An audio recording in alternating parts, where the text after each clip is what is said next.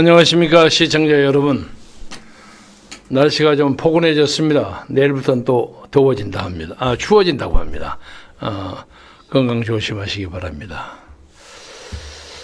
오늘은 몇 주 전에 제가 한성천 중앙선거관리위원회 노조위원장을 지냈던 분을 제가 여기 초청해서 방송해드린 걸 여러분 기억하실 겁니다. 그때 한성천 위원장이 우리나라의 선거 부정이 본격적으로 시작된 것은 노무현 후보가 대통령이 됐을 때부터 비롯됐다. 이런 발언을 했어요.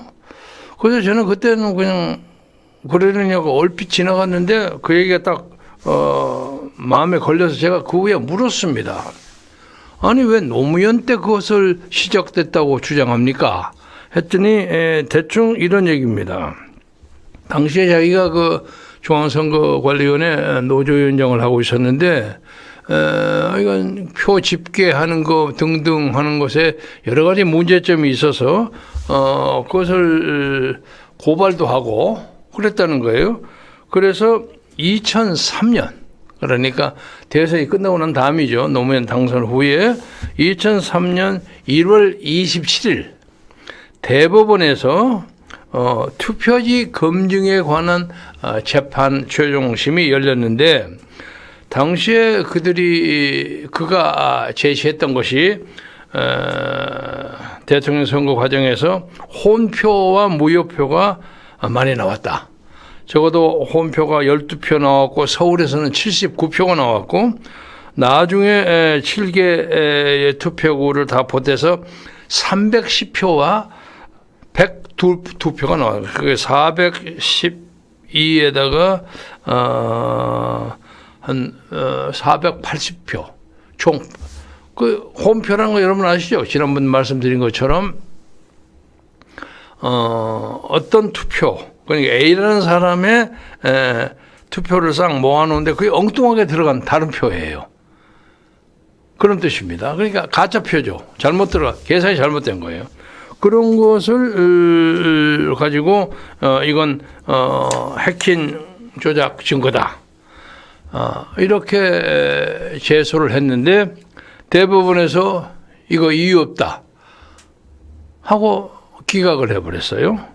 그리고 혼표와 무효표 등등의 어떤 투표 조작이 전혀 있지 않았다 하고 중앙선거관리위원회에서 허위 보도자료를 냈다는 겁니다. 그래서 이건 도대체 말이 안 된다. 그래서 그 후에 그 문제를 쭉 여기저기서 주장하고 다녔더니 미움터를 밝혔는데 그 얼마 있어서 자기가 선관위에서 해직을 당했다. 그러니까 자기가 이 선거 부정 문제에 대해서 본격적으로 개입해서 그걸 참 일상 업무처럼 맡게 된 것이 2003년 초. 그러니까 노무현 대통령 선거 때서 비롯된 것이다. 이런 뜻입니다. 그래서 제가 노무현은 개인적으로 좀 잘 알던 사람이라는 것을 제가 두어 차례 방송에서 얘기한 적이 있습니다. 오래 전입니다만은. 그래서 우선 그러면 노무현을 왜 그랬을까? 왜 어디선가 해킹을 했을까? 이런 생각을 하기 전에 제가 노무현 전 대통령과의 인연관계가 비롯되기 전에 1992년에 제가 종로에서 선거를 나왔을 때 저는 민주당이었고 당시 한나라당으로 이종찬 씨가 나왔어요. 그래서 세게 붙었어요. 그리고 그때 국민의당 정주영당에서 이 회장 이연홍인가 이 혼자가 이름을 잊어먹었습니다. 그분이 이제 국민당에 나왔고 그래서 세 사람의 메이저 후보가 열전을 벌였는데 그때 이성전 씨가 당선됐고 그다음에 제가 한 10,000표 떨어졌고 그 양반이 5만 표 받고 제가 한 3만 표 그리고 28,000몇 표로 이내헌 후보가 받아서 그렇게 됐어요. 그래서 그 문제에 대해서 뭐 부정선거 제소를 하다 말다 해가지고 나중에 문제가 됐다는 얘기는 그 전에 어디서 했습니다. 그래서 오늘은 그 주요 목적이 아니니까 그건 잠깐 삼가하기로 하고요. 그래서 당시에 92년 총선에 노무현 의원이 그때 전 의원이었을 겁니다. 노무현 전 의원이 종로에 와서 저를 열심히 선거운동을 해줬어요. 그래서 친교가 많이 붙었죠. 이제 그런 문제 때문에 친해졌는데 그로부터 한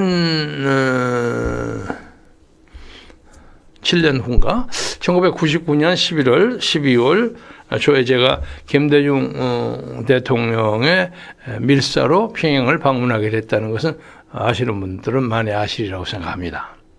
근데 거기를 갔다 왔을 때 그 전에 7박 8일 동안 있는 동안에 이제 이번에 이제 관계되는 내용만 제가 요약해서 보고를 드리자면 고려 호텔 1503호인가 2호인가 아주 VIP로 아주 좋은 룸입니다. 거기에 있었고 제 수행원 둘이는 바로 옆방에서 둘이가 있었고 그런데 약간의 이제 문제점이 있었던 것은 제가 그 내리자마자 김일성 주석의 동상에 참배를 해라는 걸 거부했어요. 그래갖고 약간 긴장이 서로 간에 있었습니다. 그런데 당시만 해도 정부 쪽에서는 김일성 동상에 참배를 할 경우에 이 사람들이 조선중앙통신에서 막 동영상을 돌려가지고 막 한국에다 막 이거 뿌릴 거라는 거예요. 그러면 저 집권당의 국회의원이 평양에 가서 김일성 동상에 참배하고 뭐 거기서 뭐 희희낙낙하고 악수하고 하면 이거 문제가 있다는 거죠. 그래서 가능하면 그것은 삼가하는 게 좋겠다 하는 그런 훈령을 받았습니다.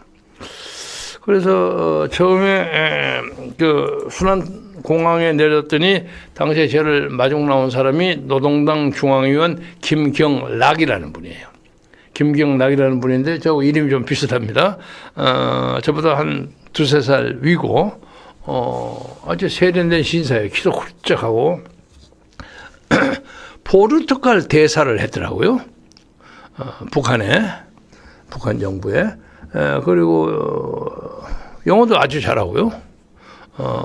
그런 아주 인텔이에요. 그 양반이 나와서 인사를 하고 난 다음에 여기 계시는 동안에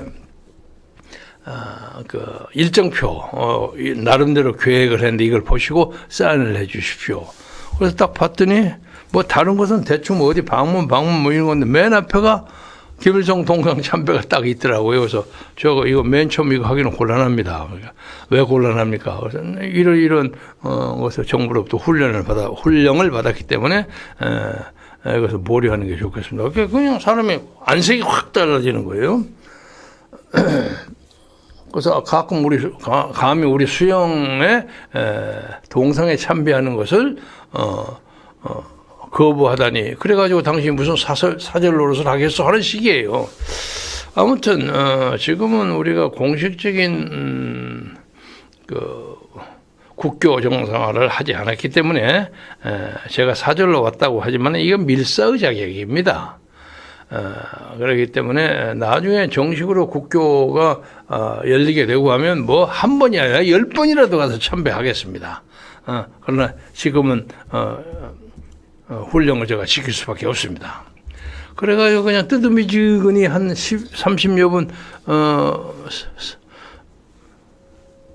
그냥 설렁설렁하면서 얘기를 하다가 안 돼서 그냥 그러면 식사하러 갑시다 하고 나가서 밥을 먹으러 이제 고려 호텔에 들어갔는데 뭐 아주 싸늘했죠. 한 8시 한 10분 20분 늦게 밥을 먹었는데 밥을 먹는데도 별로 말도 안 하고 또 거기 앉아서 뭐 어떤 부장이라는 사람이나 노동당 부장인데 제가 이름은 확실히 못 들었습니다. 그건 남조선 동포들이 우리한테 공화국에 이렇게 물품도 보내주고 뭐 어쩌고 이러고 해서 그 참 고맙게 생각하고 이렇게 덕담을 하는데 이게 꼭 무슨 우리가 조공을 바친 것을 아주 귀엽게 받아준다는 식이에요. 그래서 제가 비위가 많이 상했어요. 그리고 그런 경우에는 뭐 여러분들 잘 아시겠지만 국가와 국가 간의 사절이나 칙사의 경우에는 때로는 당당하게 얘기를 해야 됩니다. 그래서 아니 고마움을 표시해 주는 건 좋은데 귀 공화국에 우리가 굉장히 충성을 바치는 것처럼 하는 그런 투로 말씀해서 제가 듣기가 좀 거북합니다. 웃으면서 그랬어요. 그러니까 뭐 그런 것이 뭐 사실이 아니고 뭐 어쩌고 뭐 그래 어물어물 돌리더라고요. 그래서 하여간 밥을 적당히 먹고 헤어졌어요. 저는 이제 거기 1503호가로 올라가고 내일 다시 뵙겠다고. 그래서 이제 그 다음에 뭐 이런저런 일을 하는데 그로부터 한 3일인가 4일인가 후에 일정이 좀 비어 있을 때 그 고려 호텔 옆에 보통강 호텔이라고 있었습니다. 조금 아마 두 번째쯤 되는 모양이에요. 거기에서 조선노동당 간부와 관계자들하고 간담회가 있는데 그쪽으로 오시라고. 그래서 이제 차를 타고 이제 거기를 갔죠. 수영은 두 사람 대동하고 그걸 갔더니 한 4명, 5명 정도의 사람들이 앉아있는데 노동당 부장급들이라고 그러더라고요. 제가 뭐 이름은 뭐 잘 기억 다 못하는 것들 아는 사람도 오늘 뭐 이름은 빼겠습니다. 아무튼 거기 앉아서 한 2-3시간 동안 열심히 토론을 한 적이 있어요. 자기 개인의 경험담도 얘기하고 또 거기는 생각보다 저를 잘 알고 있더라고요. 뭐 리서치를 했겠죠. 1980년에 특히 동경에 가서 8.15 행사가 있었는데 당시에 동경에 가서 국제회의를 했는데 그 국제회의 명칭이 김대중 선생 구출 긴급국제회의였어요. 그래서 저는 미국에 있는 북미주, 미국과 카나다의 자타가 공연하는 가장 큰 민주단체인 한민통 부의장의 자격으로 거기를 갔습니다. 의장은 나이가 드신 연로하신 목사님이고 그래서 제가 대신 갔습니다. 그런데 그때 제가 거기서 연설을 했어요. 뭐 33시간 동안 하네다 공항에서 억류를 당하고 뭐 여러 가지 사건이 많이 있습니다. 그 오늘 다 빼고. 그래서 나중에 이제 그 회의가 다 끝나고 제가 그 대회에서 키노트 스피치를 하기로 돼 있었는데 그걸 못 하게 됐죠. 그 사람들이 억류를 해서. 근데 이유인즉슨 당신 무슨 세미나에 참석한다고 해서 방문 목적을 썼는데 알고 보니까 정치 집회에 참여한다고. 아니 그래 정치 집회하고 세미나하고는 무슨 차이가 있습니까? 그리고 당시에 그 키노트 스피치를 저하고 북미주에서는 저하고 구라파 유럽 쪽에서는 윤희상 씨가 하도록 되어 있었어요. 근데 윤희상 씨는 미리 와서 거기서 이제 주제 연설 스피치를 했고 저는 그걸 못 했죠. 그래서 그래서 제가 이제 동경에 있는 어떤 선배한테 이제 이걸 어떻게 처리할까 물었더니 그저 가만히 있으면 안 된다. 그 법무장관을 상대로 해서 손해배상 청구나 뭘 그걸 해야 한다는 거야. 당시에는 단학가, 수상도 단학가고 외무장관도 단학가였어요. 전중이었어요. 그래서 외무장관을 상대로 100만 불 손해배상, 명예훼손 손해배상 청구 수를 하겠다고 제가 나섰죠. 근데 일본이라는 나라가 참 재밌는 게 뭐 칭찬하려고 하는 게 아니라 뭐 그런 걸 하면 그걸 그렇게 장난삼아 그냥 지나쳐 버리지 않습니다. 그래서 이제 그 마루야마 상이라는 사람이 와가지고 이거저거 모르면 영어를 잘하더라고요. 하면서 회의가 끝나고 했는데 랜딩 이제 입국을 해야 될 테니까 그 소를 취하하면 그냥 입국을 시키겠다고. 그래서 제가 이제 동경에 있는 오라는 제 선배한테 또 그 전화를 했죠. 이 양반들 이렇게 하니까 어떻게 할까요? 그러니까 그냥 들어가지도 않고 그냥 다시 미국으로 돌아가는 것보다는 들어가는 게 낫겠어 입국이. 그래서 그거 취하하고 그렇게 하소 그런다면. 그래서 제가 입국을 했어요. 그래서 이제 동경 정전통회관 전국 전기통신노조회관 같아요. 전정동 회관. 큰 건물이야. 낡긴 했지만 굉장히 몇천 명 들어가는 건물인데 거기 가서 8.15 기념식이 마침 그때 1980년 8월 15일 아침이었습니다. 그래서 이제 뭐 거기서 연설을 했는데 한 20여 분 연설을 했는데 원래 이제 제가 극적인 상황에 있다가 나가니까 저도 좀 감격이 좀 벅찬 것도 있었고 그랬을 겁니다. 그래서 교포 동포 여러분, 저는 33시간 동안 하네다 도쿄 호텔에서 억류를 당하면서 우리가 일본의 정치적, 경제적, 문화적 식민지에서 아직 완전히 해방되지 않았다는 것을 지난 33시간 동안 확인했습니다. 뭐 이런 발언으로 시작한 거니까 일본에 있는 그 동포들은 그 억압당하는 사람에 대해서는 굉장히 그냥 아주 본능적인 지원을 해주는 그런 집단이에요. 아주 우려와 같은 박수를 받았는데 뭐 박수도 한 몇 번 나왔을 거예요. 그런데 거기에 제가 혹시 여기에 이제 좌파가 있을지도 모른다 해서 제가 누누이 집어넣은 것은 나는 전두환 군사 독재도 반대하지만 동일한 논리의 연역에서 북한의 김일성 독재도 반대합니다. 이것을 2번인가 3번인가 집어넣었어요. 그런데 그 연설이 나중에 그 대목만 싹 빠져가지고 북한에 갔던 모양이에요. 그래서 그 연설을 많이 들었어요. 그러니까 거기 가는 사람들 저 동경에서 하는 연설 잘 들었습니다. 뭐 이러더라고요. 그래서 난 이상했죠. 그게 분명히 뭐라고 시비를 걸 만한 것이 있었는데 나중에 물어봤더니 그건 다 빠졌더라. 없었다는 거예요. 아무튼 그래서 그 양반들하고 한 2-3시간 동안 허심탄회하게 얘기를 했습니다. 나는 북한에 대해서 친북파가 아니올시다. 나는 자유주의자요.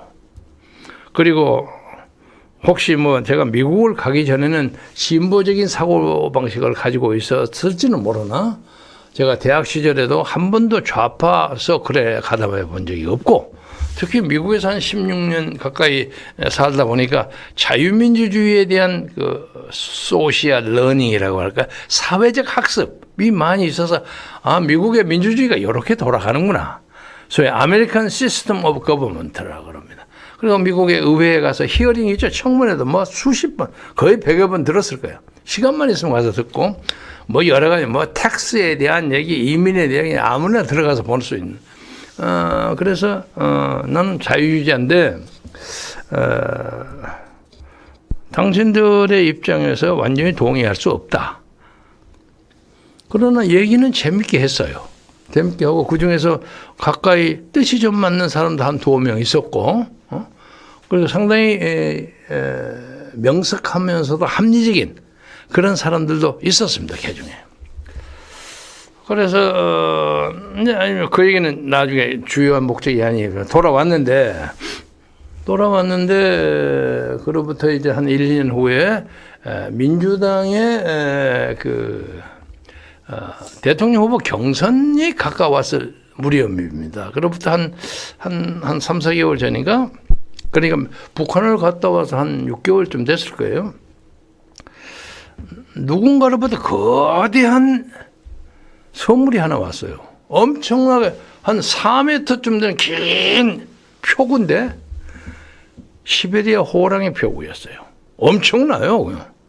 그리고 이빨만 빠진 것을 플라스틱으로 딱 갈아 넣고 깨끗하게 그리고 완전 살아있는 호랑이 완전히 털도 그대로 박제를 잘해서 그래서 아니 이거 누가 준 것이냐고 어떤 거니까 하고 뭐 방문한 것을 기념으로 우리 닭에서 이렇게 선물 보는 알고 보니까 김정일 위원장이 그걸 보낸 거예요. 그래 이게 굉장히 부담스럽잖아요, 이걸. 그래서 이걸 그렇다고 해서 중앙정부 그때 국정원인가 안기부인가 그때 그걸 갖다가 국정원이었지 그때. 그걸 갖다가 보고를 할 수도 없고 선물이 왔다는데. 그리고 나는 이제 관계자들한테는 얘기를 했죠. 당시에 임동원 통일부 장관이 제 그 왔다 갔다 하는 걸 수발을 많이 해주고 그래서 그래서 있는데, 아니, 뭐, 우리 집이 지었고 해서 이거 놀 데도 없어요. 그래서 접어놨다가, 당시에 제가 무슨 경주김씨 종회장이, 종친회장을 하고 있었습니다. 근데 한번 우리 쇼무이사라는, 하는 김기영이라고 빠리빠리한 청년이 하나 있어요. 그 사람이 저한테 뭐 보고를 하러 왔다가, 아이고, 회장님 굉장히 좋은 것을 가지고 있네요. 그다음에 왜 욕심나? 그러니까 저거 무지무지하게 비싼 겁니다. 그래서 야, 나 좁아서 이거 보관하기 어려운데 자네가 좀 이거 보관해 주게. 그러죠. 그럼 나중에 달라면 줘야 돼, 나한테. 그럼 먼저 이거 뭐 그래도 오래 안 하면 잊어먹으면 제 거 해버립니다. 그런 소리 하지 마, 이 사람아. 그래갖고 내가 그 사람한테 줬는데 아직 반환하라는 얘기는 안 했습니다. 그 사람이 어떻게 했는지 모르겠어요. 아무튼 그런 입장에 좀 부담스러워 했는데, 그 후에 한 2, 3주나 안 됐나, 한 달 이내 어떤 방문객이 3사람이 왔어요. 2사람이고 한 사람은 뭐 아마 그저 뭐 운전해주고 그런 사람 같지도 보이고 하는데, 안내역인데 저한테 이번 김 선생이 이번 대통령 후보에 경선에 나가시면 우리가 당선할 수 있도록 열심히 돕겠습니다. 그래서 제가 깜짝 놀랐죠. 아니, 왜 당신들이 나를 밀어요? 응? 그러니까 옛날에 학생운동 했던 사람들한테 뭐 간첩 이선실이가 만나서 뭐 용돈 주고 어쩌고, 아니 그런 식의 접촉이었던 모양이에요. 그러니까 뭐 이런저런 얘기를 해요. 아니, 난 당신들하고 이데올로기도 다르고 세상을 보는 눈도 다르고 국가 경영하는 것도 전혀 다른데 왜 나를, 그러니까 그래도 자유주의자라는 건 알고 있지만 충분히 대화가 되는 사람이라고 윗전에서는 생각하고 있습니다. 이거 참 기가 막혀. 뭐 그렇게 생각해 주는 건 고마운데, 나중에 혹시 남북 간에 통합과 통일과 교류의 문제가 진짜로 벌어졌을 경우에, 정부 대 정부가 벌어졌을 경우에, 그때는 혹시 내가 대표 일원이 돼서 가서 당신들하고 그걸 따질 때 당신들이 그 태도를 나에게 가져주면 얘기가 잘 될 것 같소. 그러나 일방적으로 당신들이 관심 가진 것 때문에 내가 여기서 대통령 경선 후보 나간다는 걸 별로 알려지질 않았는데 그냥 소문만 좀 무성했을 뿐인데 나한테 와서 그걸 도와준다고 하면 내가 뭐가 돼요? 에? 아니, 북조선의 입장으로 내가 후보가 되란 말이요? 아이고, 그럼 어떻게 되면 어떻게든 그 무슨 관계 있습니까? 뭐 남북 통일이 잘 되고 어쩌고. 그런 말 하지 마요. 내가 뭐 요새 유행하는 말이죠. 옛날 보수 정치에서 하는 말입니다. 나 그 얘기는 안 들은 걸로 하고 있어. 응? 그래서 당신들 잊어먹고 하시고, 호의는 고맙지만 나는 그걸 받을 수 없다. 그러니까 또 생각해 보시고 뭐 어쩌고 그러고 갔어요. 그러니까 자기들은 믿은 그 얘기를 딱 끊어버리지 않고 갔어요. 그래서 나는 나중에 연락하지 마세요. 이거 나 불편합니다. 그리고 난 다음에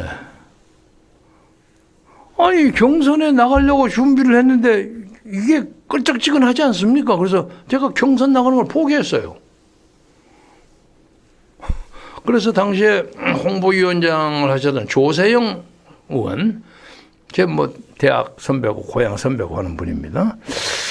그 양반이 김동지, 자네 나간다니 왜 안 나가? 뭐 그럴 일이 있고 뭐 돈도 필요하고 경선하는데 돈 들 게 뭐 있어? 사실은 경선하는데 돈이 그렇게 많이 안 듭니다.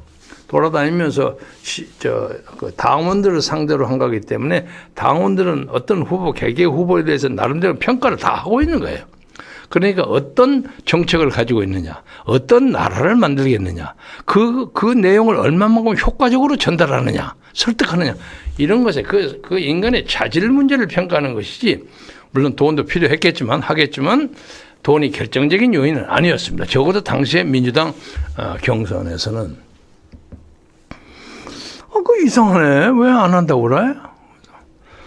그리고 그때 제가 이제 막 재선이었어요. 재선이었는데 한 3, 4선이나 되면 모르지만 재선이 나서는 거 다른 사람 욕할 거 아닙니까? 다 재선들이 한다고 나서잖아. 근데 그 후에 보니까 노무현도 재선이었고 이명박도 재선이었고 그랬습니다. 제가 한 4년 하고 있으면 다 돌아가는 거 알잖아. 오히려 더 프레쉬하는 거 아니야. 그래서 나가봐. 그리고 뭐 돌아다니면서 당신 장기 있잖아. 대중한테 얘기하는 뭐 그런 거 가지고 4년 후를 바라보고도 할 수 있는 거 아니야? 그래서 마음에 그냥 왔다 갔다 하다가 며칠 동안을 하다가 하여간 안 나가겠습니다.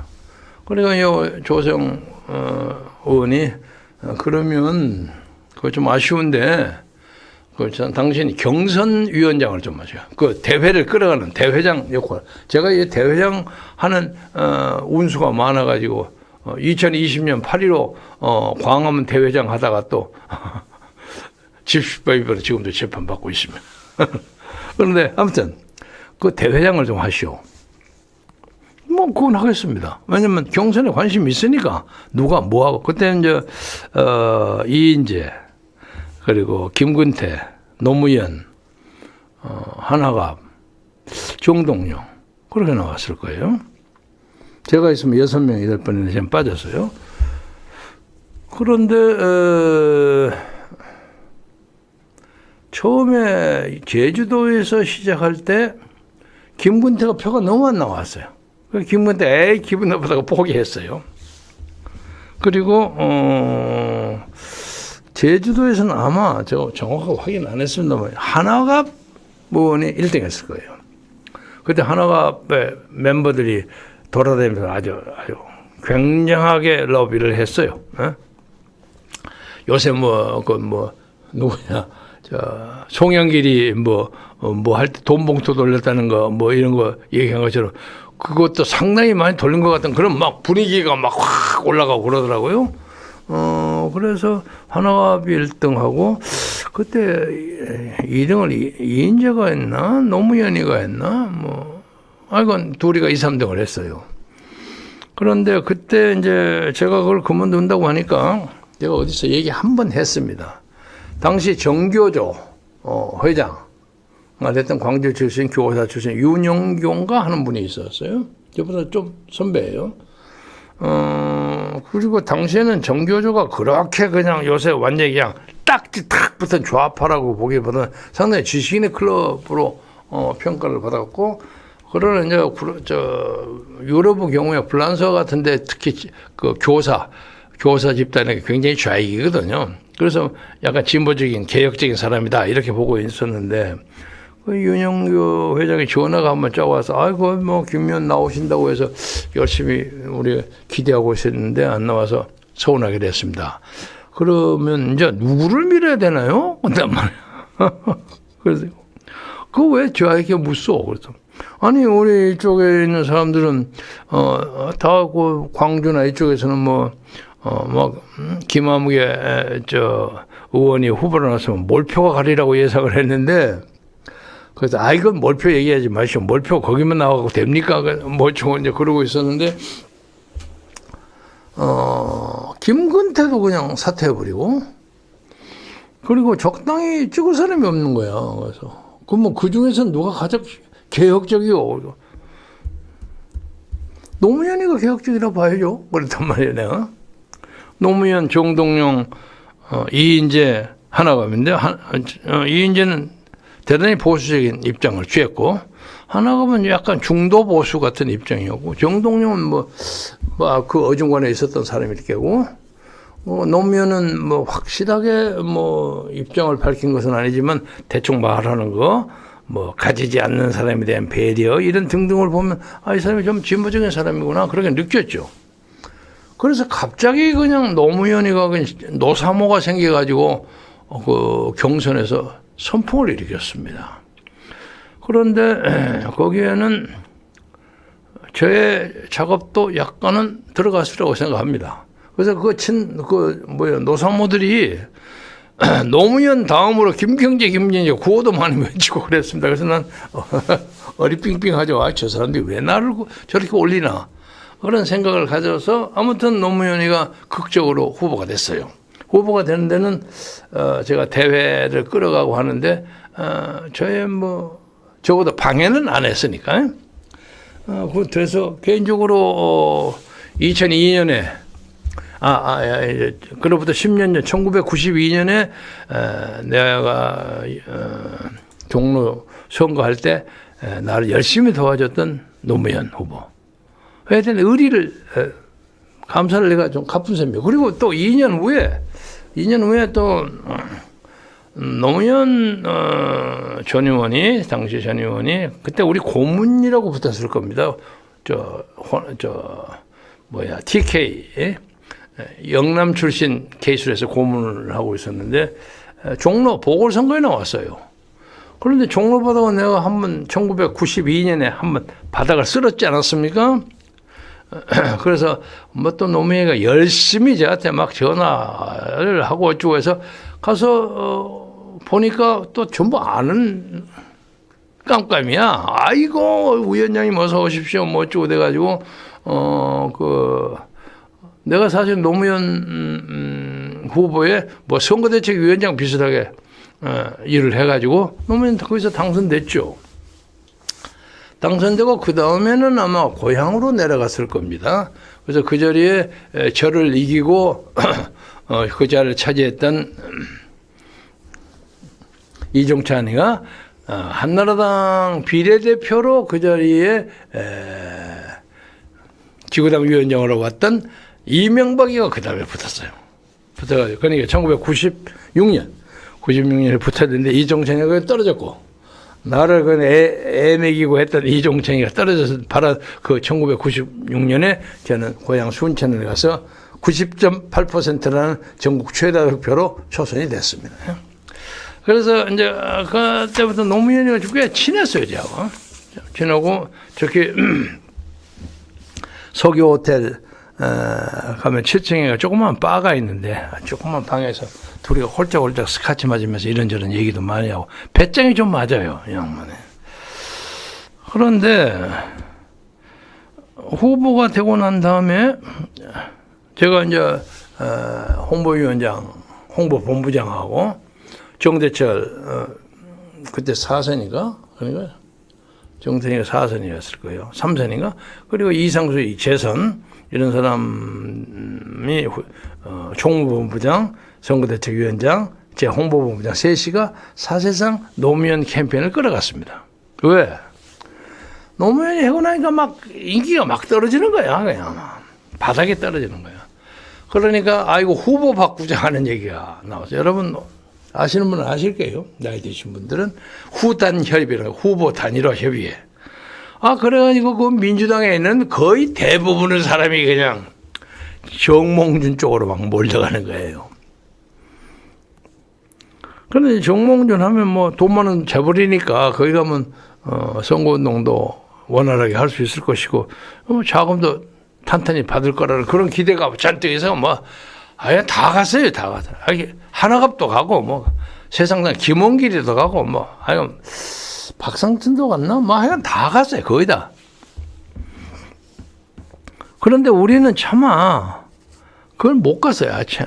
아무리 그렇더라도 우리가 뽑아놓은 사람을 그 때려치고 딴 데로 그건 뭐야 그게?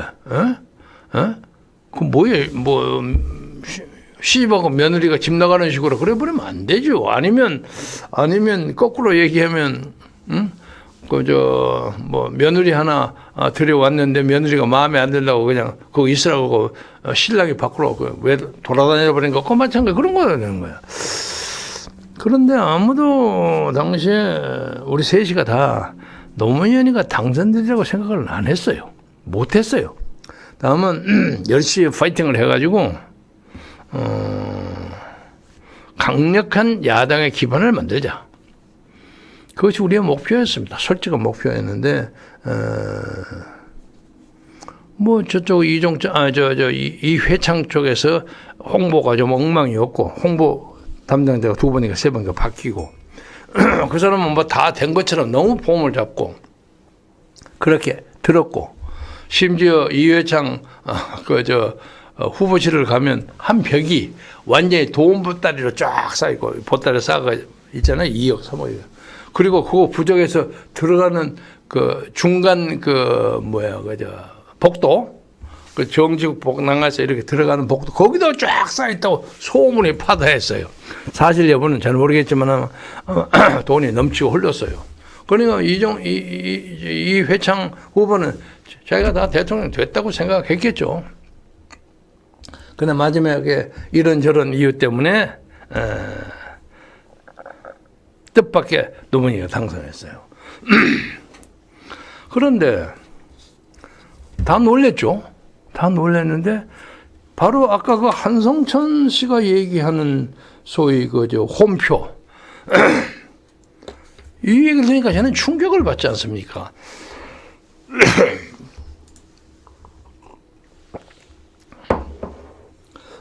그리고 그러면 당신들이 바꾼 거요?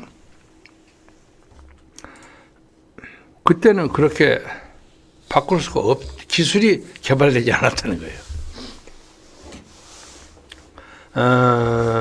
그래서 이제 전자 투표기라는 것이 이제 요새 투표 분류기로 이름이 좀 바꿔졌는데 그것을 모아가지고 집계하는 과정에서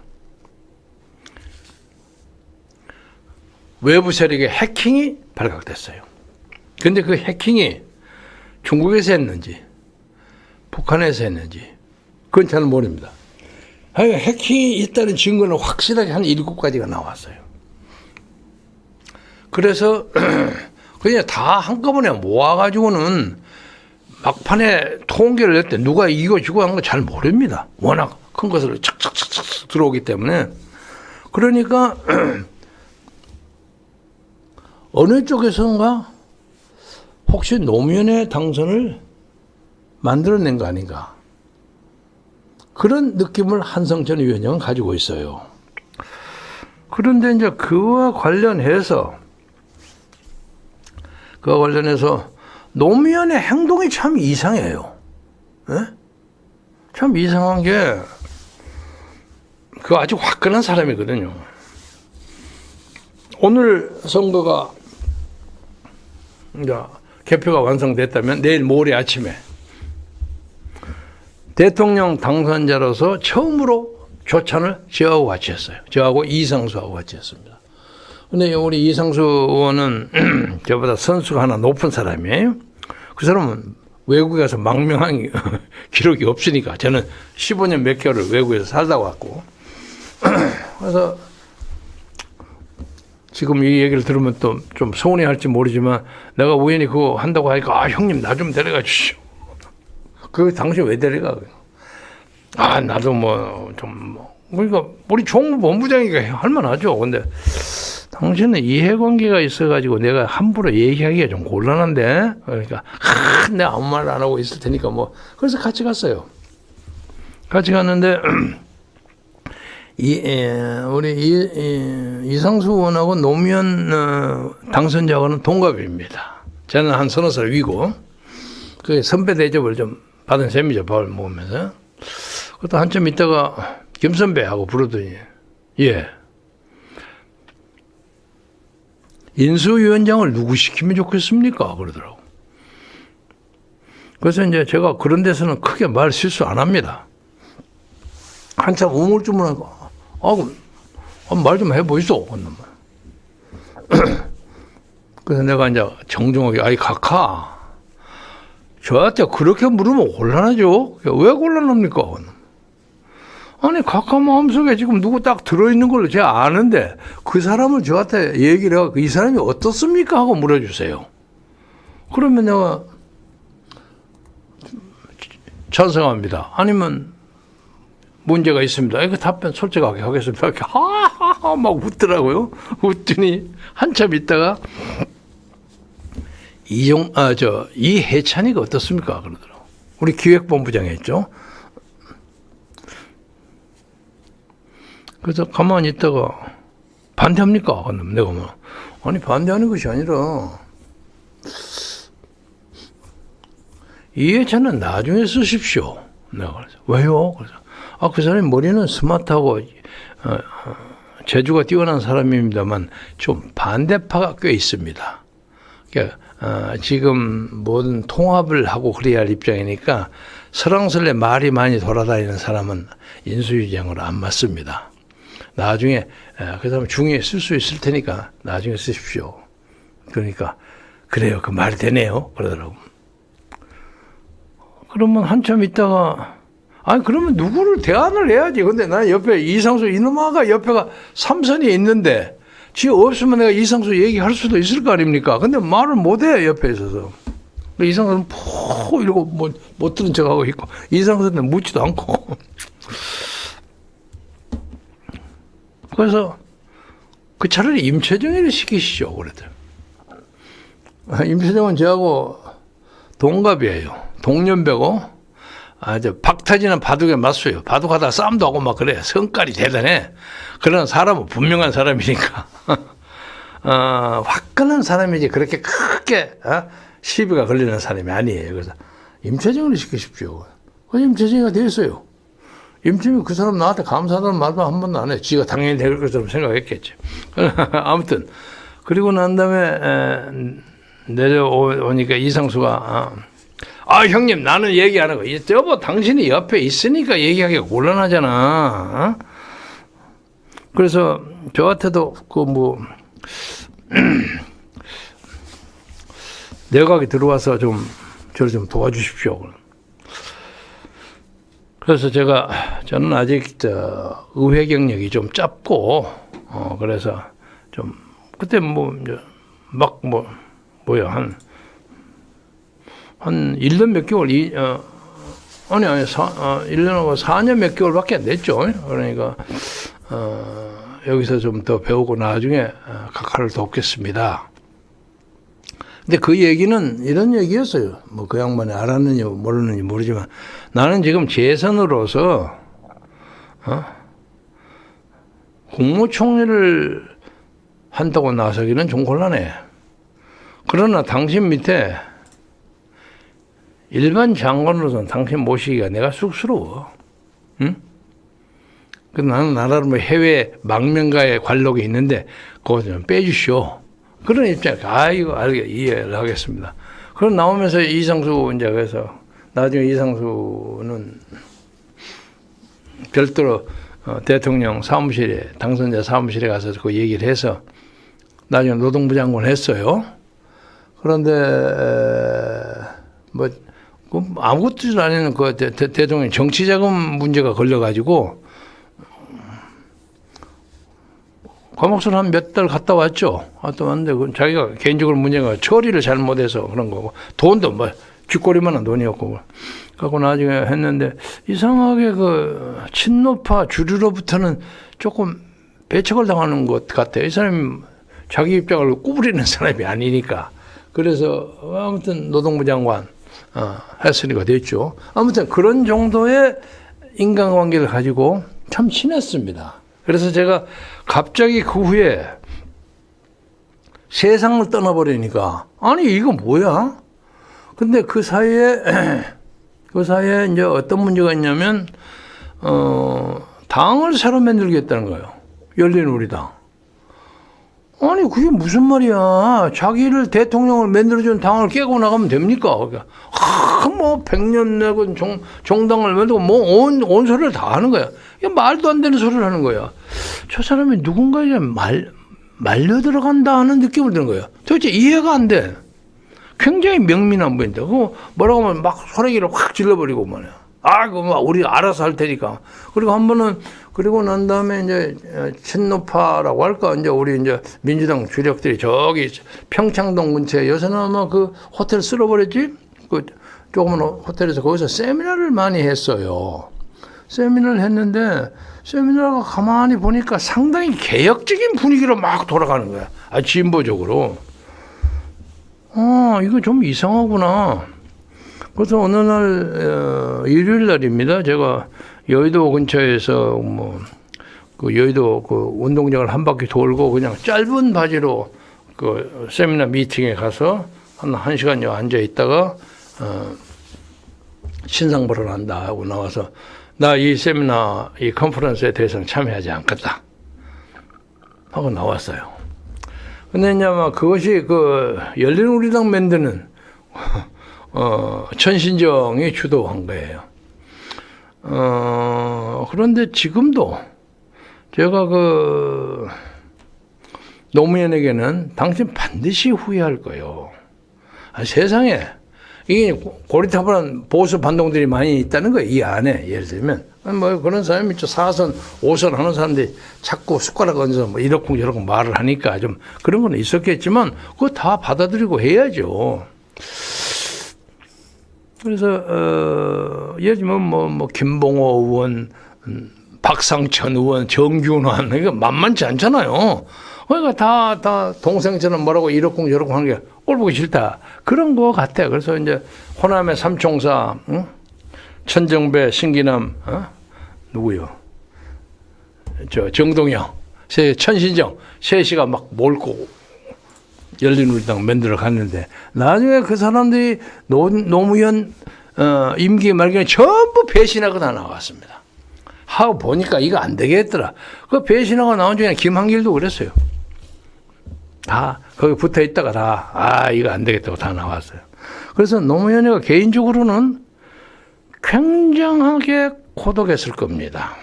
응? 그러나 저는 그 과정에서 사람을 좀 시켜서 좀 공작을 좀 해서 노무현 대통령이 FTA를 하도록 많이 권고했고, 그리고 그 김현종이라고 이 당시에 있었죠.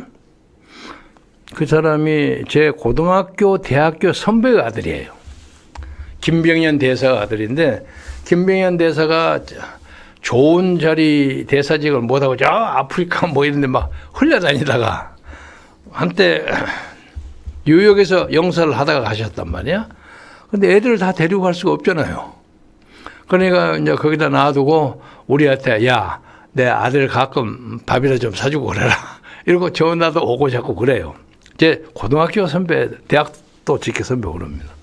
그래서 이제 가끔 불러가지고, 박지원, 회장 불러가고, 야, 밥값 좀 내라 하면서 밥도 사고, 야, 용돈 좀 줘라. 그래갖고 나는 그렇게 관계를 좀 유지했어요. 근데 그때 콜롬비아 대학 로스쿨을 다녔습니다. 아주 영민하죠.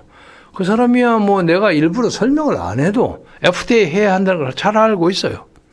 그래서 저는 기억할지 어쩔지 모르지만 FTA 문제를 대통령이 물으시면 쫙 가서 보고할 수 있도록 딱 준비를 하고 있어라. 그래서 FTA를 대통령이 그걸 받아들인 데는 김현종 대사가 수군갑입니다. 근데 이 친구가 좀 까다롭거든. 프라이드도 강하고. 그래서 아마 그 안에 내부 인화를 조금 성공하지 못했던 것 같아요. 그래서 크게 올라가지는 못했던 거예요. 요새 어디서 뭐 하는지 모르겠습니다만. 아무튼, 그리고 아프가니스탄의 뭐 파병, 그리고 저기 제주도 강정마을에 해군 기지 만드는 거. 이런 것은 좌파 운동가 출신이기보다는 보수 정치인 출신의 대통령이 마땅히 해야 할 걸 다 했습니다. 근데 아마 그것이 노무현을 당선시키는데 결정적인 역할을 했다고 생각하는 어떤 세력으로부터 저거 배신한다 하고 생각할 수도 있었지 않았을까. 그래서 항상 갈등을 많이 느낀 것처럼 보여요. 그리고 지금부터 얘기하는 것은 이제 추측입니다만, 노무현은 한때 대통령 돼가지고 내가 절대로 정치자금은 받지 않겠다고 선언 한번 했습니다. 그 삼성이니 뭐니 뭐 일치 안 하겠다. 그런데 당시에 제가 알기로는 대통령 선거 과정에서 좀 선거자금 기탁받은 것 중에서 좀 남은 돈이 있었을 거예요. 왜냐하면 아니면 노무현은 말도 안 된다고 해서 아무도 뭐 기업이 그 아주 상징적인 돈도 안 내. 그래서 저하고 이 정대철 이상수가 나누어 가지고 군대가 전화를 때렸죠. 공갈치고. 여보 당신들 이러면 되는 거요? 당신들만 세상 바꿔줄지도 모르는데 기본적으로 우리에게는 한 푼도 안 내고 이럴 수가 있는 거요. 해가지고, 돈을 좀 거둔 것이 이제 이상수가 모아서 한 거예요. 그런데, 뭐 다 와서, 뭐 이상수가 뭐 어디 호텔에서만 좀 안 가. 반드시 당으로 와요. 당으로 와갖고 뭐 1억 5천, 뭐 2억 하고 딱 영수증 끊어주세요 하고 받아갖고, 예, 잘하죠. 이러고 하는 거야. 나중에 문제가 돼도 공식적으로 우리는 요거밖에 안 냈습니다 하는 거 보여주기 위해서 그런 거야. 아무튼 그것도 우리는 뭐 감지덕지 받았죠. 그건 뭐 돈 몇십억 안 됐을 겁니다. 제가 알기로는 뭐 한 5, 60억이나 100억 이하였을 거예요. 그래서 노무현 당선자가 그 후에 나는 뭐 90몇 억인가 80몇 억 받았다. 그 이상 돈 받았으면 나 대통령이 사퇴하겠다고 큰 소리를 쳤어요. 그러나 나중에 그 말꼬리 재패가 고생도 좀 하고 했습니다만, 그런데 제가 보기에는 대통령이 당선되니까 이놈의 기업들이 이제 난리 법석을 하고 쫓아오는 거야. 이 잘못하면 자기들 당할 것 같으니까 천하의 대권을 잡은 사람이가 막 보따리로 돈을 갖다 주지 않았을까. 그리고 또 마침 그때 회갑이었어요. 그 회갑 축하금이라는 명목으로도 뭐 적지 않은 돈이 왔으리라고 생각합니다. 뭐 큰 돈은 아니라고 생각합니다만 제가 생각에는 적어도 몇백억 원 있지 않았을까 하는 생각이 들어요. 그래서 이건 제 짐작입니다. 그래서 박연차나 뭐 강신원이나 이런 가까운 측근한테 이렇게 나눠줘 가지고 요새 그 뭐 이재명 하는 스타일이죠. 자기가 돈 만지지 않는 거. 그런 것을 해가지고 적당하게 자기의 정치적 명예와 체면을 지키는 기본적인 것은 있고, 그리고 나는 일체 돈 안 받는다. 이렇게 했던 것 같아요. 그런데 이 전후 사정을 모르는 권영숙 영부인은 땡기는 한 푼도 안 갖다 주거든. 배고프단 말이야. 그래서 그 청와대 총무비서관 정상문인가? 그렇죠? 그 사람 와서 이거 나 축구비가 없어 아무것도 못 하겠어. 애들 어디 유학 보내려도 유학할 돈도 없고 뭐 주고 해서 아마 정상문이하고 권양숙 여사 간에 뭐 이런저런 해갖고 자금을 좀 마련하고 그랬던 것이 나중에 문제가 됐습니다. 그런데 저는 지금도 그렇게 생각합니다. 대통령이 뭐 뉴욕에다가 막 뭐 거창한 집을 사고 어쩌고 그랬는데 그 집이 기껏해 한 10억 정도 되는 돈입니다. 그러면 자식이 공부를 한다는데 뉴욕에서 뭐 새방으로 사는 것보다는 어디서 돈 한 10억 마련해가지고 그 아파트 하나 사는 것이 그렇게 큰 문제가 될 것인가?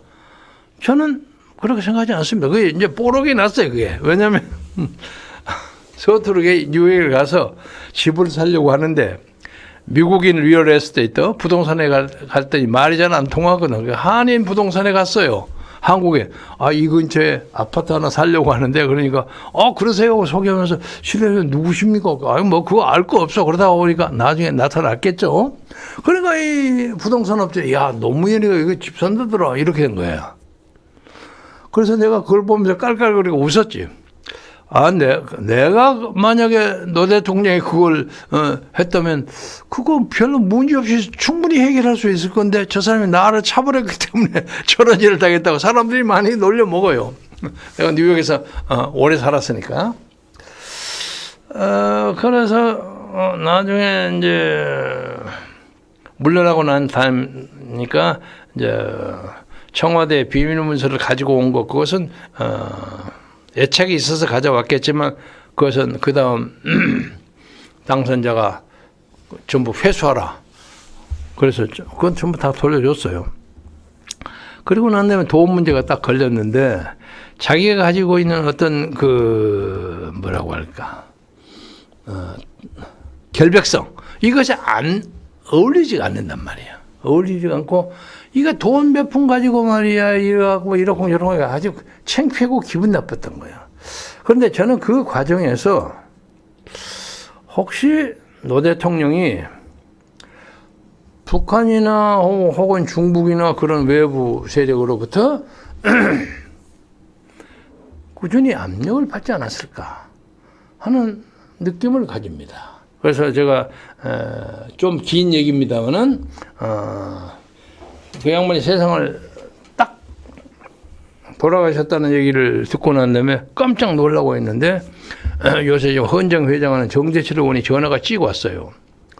찍어 와서 형, 내가 말이야 저 찬스를 놓쳤어. 무슨 찬스? 그랬더니 엊그제 내가 봉하마을을 갔는데 무슨 이런저런 얘기를 하면 나는 그거 한 번도 가본 적이 없습니다. 그또 노통이 형하고 화해 좀 시켜달라고, 자리 좀 마련해달라고 그러는데, 그래, 그러대. 근데 내가 그거 하기도 전에 세상을 떠나보니 이거 어떡하지? 이런단 말이야. 그럼 뭐 그 사람 마음이나 받지? 내가 그런 적이 있어요. 그래서, 인간 노무현은 그 생의 마지막에 김경재가 화해하고 싶었던 간절한 열망을 가지고 있었다 하는 것 때문에 나는 그를 용서했습니다. 나에게 좀 서운하게 하고 나를 열하루 동안 감옥사에 집어넣기도 하고 그랬습니다만은, 그래서 제가 그 양반이 돌아가시고 난 바로 다음 날인가? 그런가? 다음인가? 26일에 돌아가셨나? 2009년 5월 27일 날 제가 노무현의 이별 방식이라는 글을 썼습니다. 23일 날. 23일에서 4일 후에 글을 썼는데, 저도 이거 깜빡 잊어먹었는데 누가 찾아주더라고요. 그런 글을 썼냐고. 그래서 오늘 아침에 찾아서 보았더니 제가 지금까지 얘기하려고 했던 것이 아주 요약해서 써 있고, 2009년에 쓴 것이 지금부터 얼마입니까? 14년 전이었죠. 그때하고 지금하고 제가 마음에 변한 것이 하나도 없습니다. 그래서 여러분에게 한번 읽어드리려고 합니다. 자, 이걸 그 위에다 띄워줘요, 화면에. 예. 노무현의 이별 방식. 착잡하다. 왜 또 이렇게 갑작스럽게 사람을 놀라게 하는가? 그와는 사랑과 미움의 사연이 실타래처럼 얽혀있는 나로서는 어찌할 바를 모르겠다. 며칠간을 냉정하고 쿨한 마음으로 그가 선택한 죽음의 결단을 생각해 보았다. 오죽했으면 자기 집 뒷산에서 뛰어내렸으랴. 그 순간은 얼마나 고독했을까. 얼마나 고독하고 슬펐을까. 너무도 짠하다. 그러나 바보같이 죽긴 왜 죽어? 진짜 바보 노무현이다.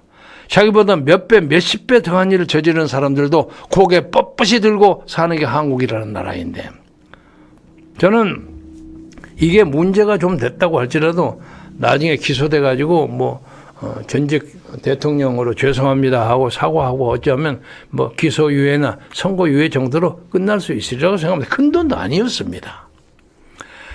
1992년 내가 종로에서 출마했을 때 그는 종묘공원과 광화문 교보문고 앞에서 나를 위해서 열정적인 찬조 연설을 해주었다. 선거운동원들은 물론 지나가는 행인들도 그가 정말 진심으로 김경재를 지원하는구나 하고 느낄 만큼 진지하고 감동적이었다. 명연설이었습니다. 2년 후 그가 보궐선거로 종로에서 출마했을 때 이번에는 내가 그를 위하여 종로 바닥을 쓸고 다니며 지원 유세를 해주었다. 나는 종로에서 실패했지만 그는 성공하였다. 그때부터 그가 나보다 한 수 위였다. 그렇게 비롯된 인연이 10년을 헤아릴 즈음 나는 민주당 대통령 후보 경선을 진행하는 진행위원장으로, 그는 경선 후보 중에 하나로 다시 만나게 된다. 당시 민주당 전당대 대의원들은 호남 출신이 과반수에 육박했지만 적당한 호남 후보가 없다는 점 때문에 투표 성향에서 지역 감정이 옅어지고 있었다. 나는 차제에 압도적인 호남 출신 대의원들이 다른 지역 중에도 특히 영남 출신 후보를 뽑음으로써 민주당의 지방색을 극복했다는 것을 보여주기 위해서 그를 백방으로 응원하였다. 그 사설에 대통령 선거대책본부에서 선전 인쇄물과 광고를 총괄하는 홍보본부장을 맡기도 했다. 한때 나도 노사모에게는 꽤 인기 있는 정치인이었다고 한다. 민주당 대통령 후보 노무현은 서름을 많이 받았다. 안쓰러웠다. 민주당 대표라는 사람이 공개적으로 공박을 하지 않나? 하나가 뭐를 얘기하는 겁니다. 노 후보의 여론조사 인기가 떨어지니까 중진들이 사퇴하러 압력을 넣지 않나? 막판으로 어떤 패거리들은 후보 단일화라는 깃발을 들고 돈 많다는 정몽준의 국민통합 21로 우르르 몰려가질 않나? 사실 아무도 그가 당선되리라고 생각하지 않았다. 이 여성이 워낙 셌으니까 무리도 아니었다. 그러나 나는 단 한 가지만 해결될 수 됐으면 이길 수 있다고 믿고 있었다. 나는 경남 선대위 발대식을 창원에서 치르고 노후보와 같이 설렁탕 한 그릇으로 저녁을 때우고 호남 선대 발대식을 갖기 위해서 남해 고속도로로 접어들 때를 회상한다. 맨 앞에서 내 차가 선도차 격으로 앞서고 바로 뒤에 그가 탄 후보용 버스가 따르는 행렬이었다. 본부장님, 후보께서 적적하시다고 같이 가시자 합니다. 나는 핸드폰으로 연락을 받고 하동 근처에 섬진강 휴게소입니다. 그 이름이 섬진강 휴게소에 내려서 내 승용차는 그냥 앞에 가게 하고 후보 버스에 올랐다. 어두컴컴한 버스 안은 예상외로 텅 비어 있었다. 운전사석 뒤에 두 번째 자리인 후보석에 그가 혼자 앉아 있었고 맨 뒷자리에 수행원 서너 명이 있을 뿐이었다. 노무현은 고독해 보였다. 어서 오세요, 김 선배. 우리 둘은 어둠이 드리운 버스 안에서 손을 맞잡고 밤 깊은 섬진강을 건넜다. 얼마나 노고가 많으세요, 후보께서? 아닙니다. 할만합니다. 그런데 김 선배도 이 선거를 이길 수 없다고 생각하십니까? 아닙니다. 한 가지 비결만 해결되면 우리가 이긴다고 봅니다. 그게 뭔데요? 내가 여러 가지 정세를 설명하는 사이 숙박 예정지인 순천에 도착했다. 그게 뭔데요? 요점으로 정리해 주세요. 후보님, 우리 정몽준과 여론조사로 결판되는 안을 받아들입시다. 그것이 유일한 승부수입니다. 우리의 열띤 토론을 처음부터 끝까지 당시 순천시장이었던 조충훈이 듣고 있었다. 다음날 아침 숙소로 쓰던 순천 로얄 호텔 8층 종교 지도자의 초청 모임에서 노무현의 이른바 순천 발언이 나온다.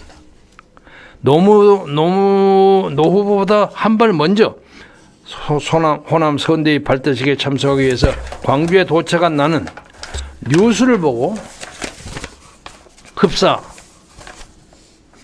영웅적 환영을 보내주는 당원들을 열기해서 조심스럽게 승리를 예감했던 기억이 새롭다. 그런 그가 이토록 야멸차게 세상을 버리고 말았다니 너무도 인정머리라고는 없는 사람이다. 나는 그가 맑은 영혼을 가진 사람이라고 생각했다. 당선이 확정된 다음 날 아침 나는 이상수 의원과 함께 셋이서 밥을 먹었다. 이상수는 그와 동갑이었고 나는 너댓 살 위였지만 허물없이 국정을 논했다. 나는 무엇보다도 호남의 중요 지지 기반을 둔 민주당이 영남 출신 대통령 당선자를 가졌다는 것이 너무도 자랑스러웠다. 이 나라의 역사가 지역 감정을 감동적으로 극복하고 한 차원 높이 발전하리라 소망하였다. 의정활동하는 것이 너무도 신명이 났다. 그런 수많은 한국인의 소망을 깨고 그는 열린우린당을 차려서 분가에 나가버렸다. 그야말로 바보 같은 노무현이었다. 그가 나에게 맑은 영혼에서 바보 노무현이 되는 순간이었다. 나는 이것이 지금 생각하면 노무현의 본심이 아니었다고 생각합니다. 민주당에 남아있던 우리는 배신감에 치를 떨었고 마음을 사귀지 못했다. 나는 그의 맑은 영혼이 주변의 몇몇 패거리들에 의해서 더럽혀졌다고 믿게 되었다. 나는 그의 다른 어떤 과오나 실수도 이해할 준비가 되어 있다. 그러나 자기를 열렬히 밀었고 자기를 대통령으로 만들었고 민주당 앞으로 나온 260억의 국고보조금으로 선거를 치러서 그를 대한민국 제1의 자리까지 올려준 민주당을 차버리고 나간 것만은 반드시 진정한 사과를 받아내야만 했었는데 그만 세상을 떠버려서 유감이다. 이런 식으로 이별을 하다니 그와 밤새도록 마시고 소탕하고 술잔을 기울고 싶었던 옛 동지들에게 너무 야박한 처사가 아닌가. 특히 다음과 같은 발언은 반드시 해명의 사과가 필요하겠다. 호남인들이 나 예뻐서 압도적으로 찍어주었나요? 이회창 미워서 날 찍었지? 민주당 찍으면 한나라당 된다. 나는 그가 얼마나 자존심 강하고 지기 싫어하는지를 잘 알고 있다. 그러나 자신의 자존심 때문에 그보다 훨씬 약한 다른 많은 사람들이 상처받고 절망하고 때로는 목숨을 버리기도 했다는 것을 그도 알고 있었고 때가 되면 스스로 그에 대한 나름의 고해성사가 분명히 있으리라고 기대하고 있었는데 그도 저도 없이 그냥 훌쩍 가버리다니 너무 무책임한 것은 아닌가. 불쌍하기도 하고 야속하기도 하다. 나는 그와 다투고 그의 검찰에 의해서 10하루간 영유당한 적도 있지만 그가 멋있는 사나이요 언어 감각이 뛰어난 정치인이었음을 부인하지 않는다. 무엇인가 사람을 끄는 마력이 그에게 있었다고 할까. 그러나 대통령직이 그에게는 마음에 들지 않았던 모양이었다. 대통령 못 해먹겠다. 차라리 한나라와 연정을 하자. 검사들에게 이거 막 나가는 거 아닙니까? 퇴임 후 돌아온 고향에서 야 기분 좋다고 외치던 그의 파격과 소탈함을 이해할 수 있지만 검찰에서 낯뜨거운 모욕을 좀 당했다고 해서 스스로 목숨을 끊는 것은 국가 원수를 지낸 공인 중의 공인으로서 할 짓이 아니다. 망자에게 미안하지만 이 점은 분명히 해야 되겠다. 곧 끝납니다. 나는 그를 분당으로 인도했던 주변의 패거리들이 인간 노무현을 오도했다고 생각한다. 민주당에 있으면 주변에 눈이 많고 말 많은 이른바 시어머니들이 많으니까 분가하자고 설득하던 패거리들이 지금 거의 모두 부정부패에 연루되어 있지 아니한가. 앞으로 더 나올 것이다. 인간 노무현은 이들의 희생자이다. 그렇지 않고야 미국에 대해서 그다지도 국가적 존엄을 지키려 애쓰고 전시 작전권 회수를 위해서 미국과 대립도 서슴지 않았던 노무현이 미국의 대학 중에서도 보수 중에 보수의 아상이라 할 만한 스탠포드 대학의 아들을 유학 보낼 수 있으며 더욱이 뉴욕의 맨하튼이 건너 보이는 허드슨 강 건너에 최고급 아파트를 사서 딸에게 줄 생각을 하였겠는가. 평소에 인간 노무현에게는 상상도 할 수 없는 일탈이 아닐 수 없다. 어쩌다 보니 그 자신도 그런 입장에 빠진 것이 기가 막혔을 것이다. 나는 이 모든 책임을 그에게 분당을 선동하고 자기들끼리만 국정을 농단하고 권력을 즐기려는 주변의 패거리들에게 돌리는 것을 주저하지 않으련다. 인간 노무현은 그 파행을 스스로 용납하고 용서할 수 없었을 것이다. 그는 적어도 부끄러움을 알고 자신의 긍지와 자존심을 지키기 위해 목숨을 버릴 줄 아는 사나이였다. 그는 적어도 앞으로 그런 정도의 잘못과 비리마저 우리 사회에 용납되어서는 안 된다는 것을 몸을 던져 증명한 것이다.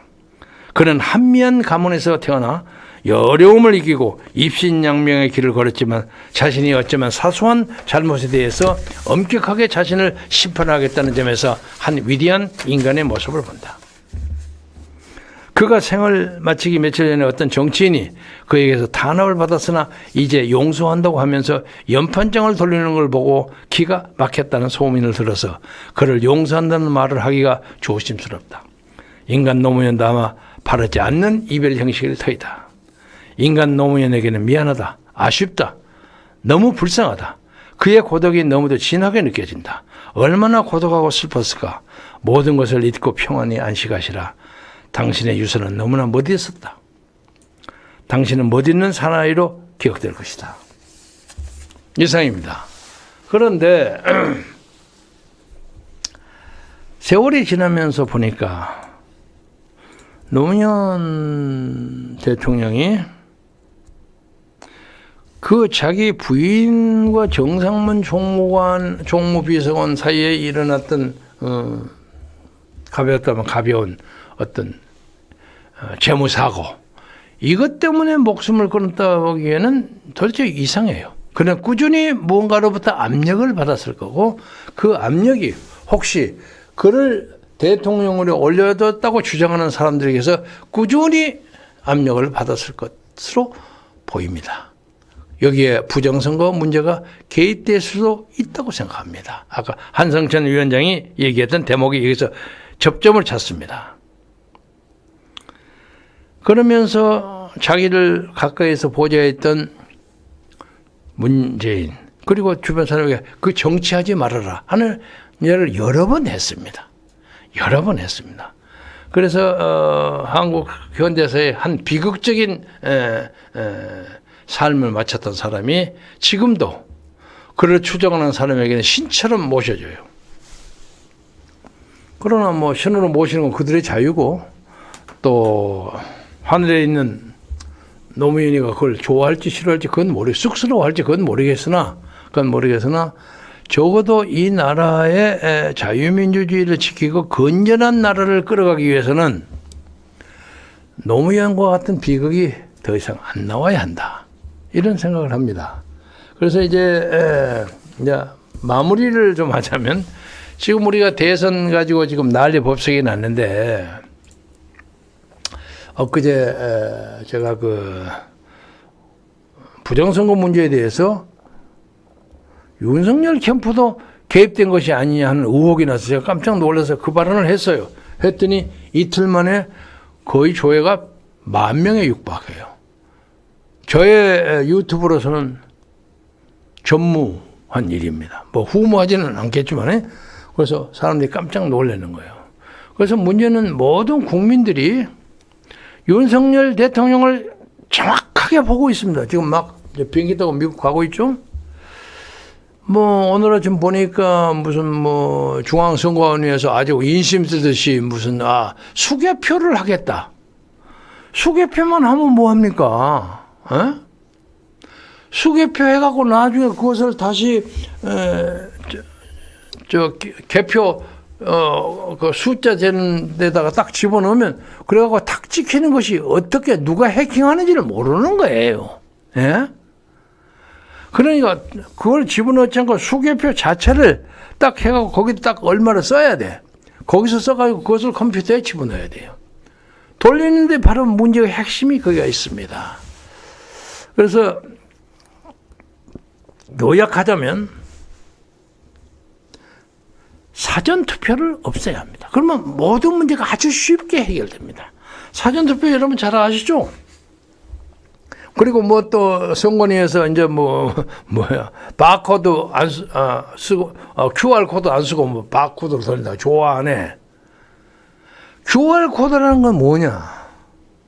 표를 딱 찍으면 착각 오면 그 번호가 있잖아요. 번호가 있으면 누가 딱 그것이 누군가를 보면 이 사람이 누군가를 그냥 나타나는 거야. 이 사람이 누구를 찍었다는 것도 나타나는 거야. 그러면 쭉 뽑아보면 컴퓨터에서 보면 여기에서 뭐 1번부터 10번에서 13579는 A를 찍고 2468 누구는 B를 찍고 다 나오는 거야 그게.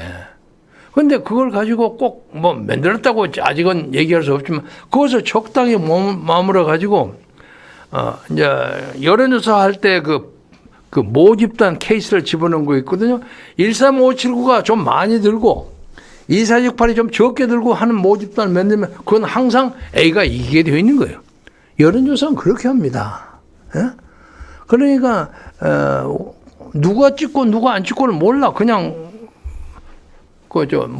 유권자 투표자 명단이 없는 거야. 그냥 오면 찍는 거야. 그러니까 뭐 50명 와도 80명 왔다고 얘기할 수도 있고, 그리고 80명이 와도 뭐 120명 찍었다 120명 적당히 이름 넣어갖고 붙이면 되는 거예요. 그건 뭐 죽은 사람도 넣고 뭐 해외도 넣고 안 찍는 사람도 집어넣고 그러는 거예요. 그러니까 모든 만악의 근원이 사전투표에서 시작합니다. 그런데 윤석열 후보는 알았는지 몰랐는지 사전투표 많이 찍으라고 난리 법석을 치더라고요. 그래서 이제 그것이 어떻게 해서 0.74%로 판가름이 나느냐 하는 것은 시간이 지나면 나타날 겁니다. 나타나지만은 적어도 오늘 현재까지 보아서 윤석열 캠프 쪽에서는 적어도 이 선거 문제에 대해서 뭔가 좀 감추고 싶어하는 뭔가 좀 떳떳하지 못한 것이 있는 거 이런 느낌이 절실합니다. 이걸 이기는 방법은 그 뭐 수개표 좀 한다고 깔짝깔짝하고 할 것이 아니라 딱 사전투표를 중단시키자. 이건 이제 선거법을 이제 고치는 그런 문제가 있지만 당당하게 요구하세요. 당당하게. 왜 그걸 못합니까? 당장하게 요구하세요. 그 사전투표를 딱 빼고 일반 선거를 현장에서 딱 투표해서 거기에서 딱 컴퓨터에다 집어넣는 거예요. 그러니까 A 투표구에서 123번 판표, B에서는 345표 딱 올라가면 나중에 통계가 조작되지 않았다는 게 나타날 거 아닙니까? 그렇게 하면 그 결과가 어떻게 되더라도 국민들이 납득해요. 네? 그렇게 하고 이재명이가 200석을 가져도 납득해요. 그 결과가 확실하면. 그런데 지금 좌파들은 지난번에 선거에서도 그러니까 2020년 선거에도 180석을 예상 마치지 않았어요. 걔들은 뭔가 통하고 있다는 걸 보는 거예요. 걔들은 중앙선거관리위원회가 전부 좌파라고 생각하지는 않습니다. 그러나 중앙선거관리위원회가 그들에게 뭔가 잡혀 있는 것은 분명합니다. 그리고 또 오늘 또 뭐 선거 머신 바꾼다고 그러지 않았습니까? 뭐 어떤 새로운 이름 나왔죠. 한빛인가 어딘가 나왔는데 그 사람들도 빤해요. 중앙선거관리위원회가 요구하는 그 요구를 다 지키는 그런 프로그램을 할 수 있는 그런 기계예요. 응? 그렇게 됩니다. 그리고 그렇게 하지 않으면 자기들이 채택이 안 돼. 그러니까 예를 들면 이거 두 개가 있다고 합시다. 여기다가 이제 중앙선거위원회가 다 거의 그 독점 입찰을 하는데 형식적으로는 뭐 다 공개 경쟁이에요. 경쟁 경쟁인데 그거 하기 직전에 여러 가지 조건을 막 붙이는 거예요. 기계가 어쩌고 사람이 몇 명이고 뭐하고 그래갖고 요 회사만이 그것을 충족시킬 수 있도록 하는 거예요. 이건 시간도 없고 돈도 없어서 그걸 못하는 거예요. 이쪽은. 그러니까 자연히 이쪽으로 가는 거예요. 그런 작전을 씁니다. 아주 간단한 작전입니다. 그래서 이 선거를 제대로 못하면 악담이 아니라 폭발할 겁니다. 우리 어이구 시간이 많이 되고 너무 많이 알고 있습니다. 그래서 이것을 해결할 수 있는 방법은 지금 비행기 타고 가는 이종찬 의원, 미안합니다. 윤석열 대통령밖에 없다. 이것을 분명히 하시고 또 요새 뭐 우리나라에서 선거 부정에 대해서 권위가 누구요? 공병호 박사예요. 그래서 엊그제 제가 방송에서 공병호 박사 망명했다는 얘기했죠. 해외에서 방송하고 있어요. 근데 요새 망명 TV라는 게 있죠. 전원책 변호사. 이 양반이 진짜로 밖에서 망명을 하면서 이걸 하는지 이름만 그렇게 붙여냈나 그거 아직 잘 모르겠어요. 찾아보려니 잘 안 나오더라고요. 그래서 공병호 박사에 대해서 좌파들의 협박이 너무 심해. 그래서 밖에 나와 있고 어저께 저는 개인적으로 소통을 합니다. 오랜만에 어저께 부인이 입국했어요. 그래서 제가 통화를 했습니다. 그런데 몸이 불편해서 신병 치료하기 위해서 외국에 있기는 불편해서 들어오셨다 그러더라고요. 좀 이따가 한번 나가실 수도 있고 그러는데 청컨대 공병호가 어떤 의미에서 이 시대를 여론을 끌어가는 선구자입니다. 하는 거 보세요. 우리 뭐 오늘 아침에 보니까 누구야? 조갑제와 조세별 부녀 문제에 대해서 뭐야? 아주 맹탈을 가했는데 마무리 삼아서 조갑제 씨한테 좀 얘기를 하자면 제가 오랜 친구입니다. 오랜 친구요. 오랜 친구인데 4.15 총선 전혀 부정이 아니라고 주장해 조갑제하고 누구야? 누구지? 또 하나 조규제? 정규제. 정규제 둘이가 한때는 뭐 김박이라는 회장이 있어요. 아주 너그러운 좋은 기업가인데 어디 기부도 많이 하고 그런 사람이에요. 그 사람이 이제 소집을 해서 우리 같이 회의도 하고 밥도 먹고 참 친절해요. 그리고 우리 조갑제 회장은 제가 오랜 망명에서 돌아와서 MBC에서 박경재 변호사와 같이 MBC 진단을 일주일에 한 번씩 했어요. 1시간씩. 그래서 항상 그거 같이 끝나고 나는 이제 거기에 박경재는 400원 나는 기본적으로 재패는 기본 손님이고 그리고 조갑재 씨는 가끔 한 달에 한두 번씩 이렇게 들어와서 우리 같은 패거리죠. 끝나고 난 다음에 노래 부르러 가고 그것도 그때는 굉장한 음치였는데 요새는 항상 책을 가지고 유행가 책을 가지고 다녀요. 그래서 노래를 부르고 우리가 박경재가 나와 깔깔거리고 웃고 그런데 요새는 많이 늘었다는 얘기도 들었습니다. 그렇게 젊은 시절에 지금보다 젊은 시절에 다정하게 지냈던 기억이 새로운 사람이에요. 그리고 기자 정신이 뚜렷하고 그런데 오늘 그 조셉벨이라는 따님까지 시켜가지고 지금 이 선거가 디지털이 아니라 아날로그로 하는데 왜 그러냐는 엉뚱한 소리를 해. 그래서 지금 우리 공병호 박사로부터 맹탈을 당하는데, 저도 4.15 총선에 대해서 저는 63대 32 올려갖고 맨 처음 봉화를 올린 사람이고, 정규주하고 조갑전은 전혀 그거 아니다 해서 사실상 당교가 된 셈이에요. 요새는 만나지도 않고 연락도 잘 안 합니다만은